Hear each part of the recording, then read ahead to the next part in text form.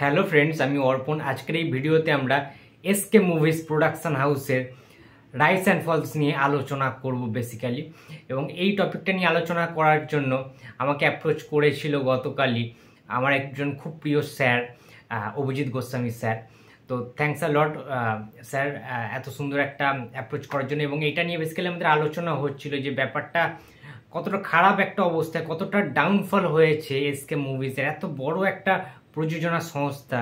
এবং যখন প্রায় তো 20-25 বছরের ওপরে হয়ে গেল, প্রায় 30 বছরের কাছাকাছি এসকে মুভিজের যে জার্নিটা, লং যে জার্নিটা, এবং কোথায় গিয়ে পিছিয়ে পড়লো এসকে মুভিজ, কোথায় গিয়ে হারিয়ে গেল, মিলিয়ে গেল এসভিএফ সুরিন্দার ফিল্মস, যেখানে এত ভালোভাবে টিকে রয়েছে। ইনফ্যাক্ট এখনকার দিনে দাঁড়িয়ে দেব এন্টারটেনমেন্ট ভেঞ্চার্স কিংবা গ্রাসরুট এন্টারটেনমেন্ট যেভাবে আধিপত্য বিস্তার করেছে, সেইখানে এসে দাঁড়িয়ে এসকে মুভিজ এত পুরনো, এত দিনের একটা প্রোডাকশন হাউস, এত বড় একটা প্রোডাকশন হাউস, নাম করা একটা হাউস হওয়া সত্ত্বেও কিভাবে আজকের মিলিয়ে যাচ্ছে, হারিয়ে যাচ্ছে, খুঁজে পাওয়া যাচ্ছে না, এটার বেসিক্যালি কারণটা কি?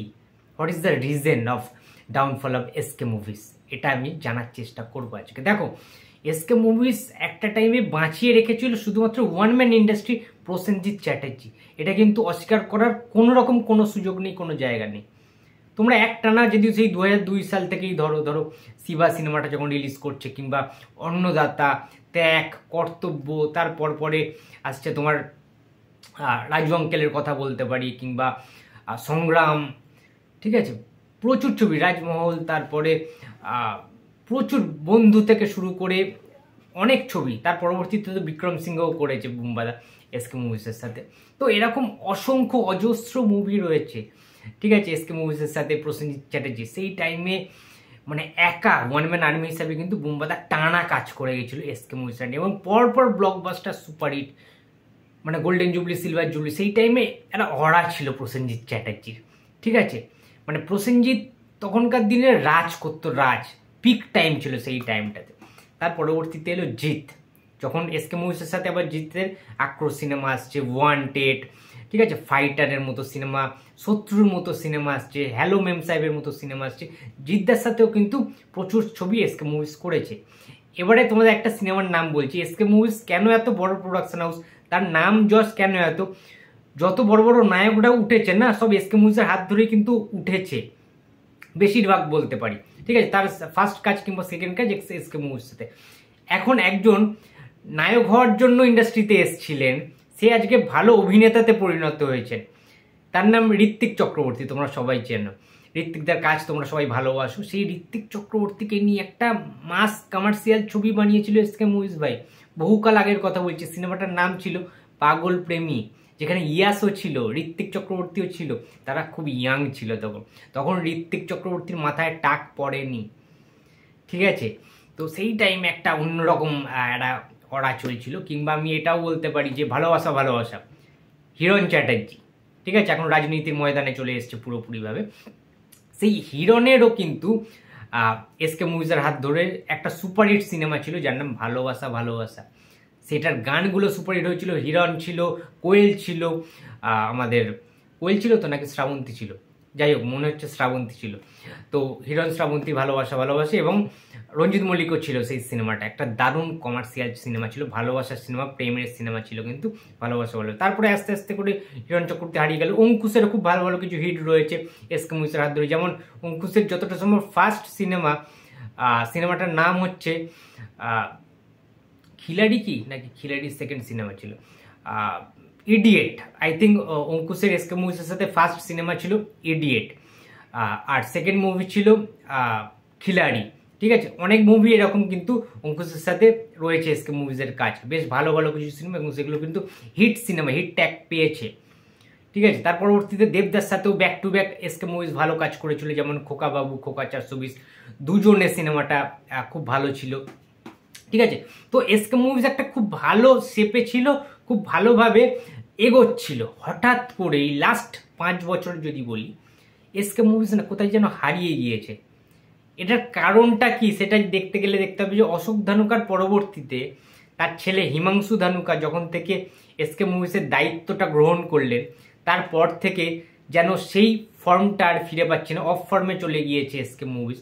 এবং যে যে দায়িত্ব কর্তব্যগুলো আছে, যে যে ডিসিশনগুলো নেওয়ার দরকার আছে as a owner of production house, তো সেই জিনিসগুলো হয়তো বা হিমাংশু ধানুকা ঠিকঠাকভাবে আইডেন্টিফাই করতে পারছে না, ঠিকঠাকভাবে করতে পারছে না, সেই কারণে আজকে এই হালটা। দেখো, একটা কথা হচ্ছে এসকে মুভিজ কখন কি সিনেমা বার করছে আমরা কেউ জানি না। সেকেন্ড কারণ হচ্ছে একই ধাঁচের একই রকম টেমপ্লেট যদি তুমি বারবার ইউজ করতে থাকো তাহলে কিন্তু সিনেমা ওয়ার্ক করবে না। আর এখনকার দিনে দেখতে গেলে আজকের জামানায় দেবদাকে নিয়ে কাজ করা মানে সেই প্রোডাকশন হাউস মালামাল হয়ে যাবে, সেই প্রোডাকশন হাউস হিট দেবেই, এরম একটা জিনিস উঠেছে। ঠিক আছে, এটা সত্যি আমরা দেখতে পাচ্ছি। সেটা দেবদা শুধুমাত্র প্রোডাকশন হাউস বলে না, আজ যদি এসভিএফ আমাদের মানে রঘু ডাকাতের সাথে না থাকতো কো প্রডিউসার হিসেবে বা কোলাবোরেশন না করতো, তাহলে কি সিনেমাটা হতো না?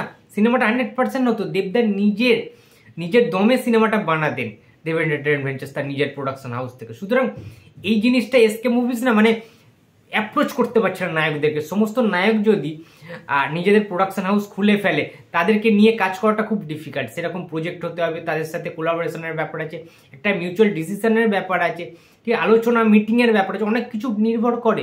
তো সেখান থেকে দাঁড়িয়ে দেবদা অনেকদিন আগেই অন্য প্রযোজনা সংস্থার সাথে এককভাবে কাজ করা প্রায় ছেড়েই দিয়েছে। দেবদা এখন কাজ করে কাদের সাথে কোলাবোরেশনে? যদি তোমরা লাস্ট 5 বছরের হিসাবটা দেখো, দেবদা কাজ করেছে বেঙ্গল টকিজের সাথে কোলাবোরেশনে, কিংবা দেবদা কাজ করছে এসভিএফ এর সাথে। ঠিক আছে, এর বাইরে ধূমকেতু আসছে রানা সরকারের প্রোডাকশন হাউসের সাথে, সেটা ব্যতিক্রম। কিন্তু ওই সমস্ত বড় বড় প্রোডাকশন হাউস যেমন সুরিন্দার ফিল্মসের সাথে রিসেন্টলি খাদান বার করলো, কিন্তু বহুদিন তো সুরিন্দার ফিল্মসের সাথে কাজও করেনি।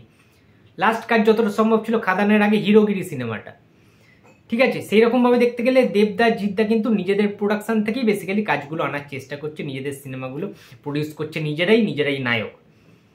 এই একটা কারণ হতে পারে, কারণ তারা ঠিকঠাক মতো নায়কদেরকে নিতে পারছে না, নিজে সক্ষম হচ্ছে না। তাই জন্য জিতু কামাল কিংবা বনি বা অন্যান্য যারা রয়েছে তাদেরকে নিয়ে কাস্টিং করে সিনেমা বানিয়ে দিচ্ছে 1 সপ্তাহের মধ্যে লন্ডনে গিয়ে। ঠিক আছে, একই রকম গল্প, একই রকম কিছু, এবং লন্ডনের কিছু দৃশ্য দেখিয়ে দিচ্ছে, বা অন্যান্য জায়গায় আমেরিকা ইউএসএতে শুটিং করছে, চলে আসছে, ব্যাস শেষ। যেমন ধরো একটা সিনেমা বার হয়েছিল এসকে মুভিজের, সেদিনকে দেখছিলাম, আরও এক পৃথিবী। ঠিক আছে, তো সিনেমাটা চলেনি। ঠিক আছে, কৌশিক গাঙ্গুলি ছিলেন, ভালো ভালো কিন্তু অ্যাক্টরটা ছিলেন, সেটা কিন্তু একদমই ওয়ার্ক করেনি। কিংবা বাবু সোনা, কমার্শিয়াল সিনেমা, জিতু কামাল শ্রাবন্তী, সিনেমাটা ওয়ার্ক করলো না।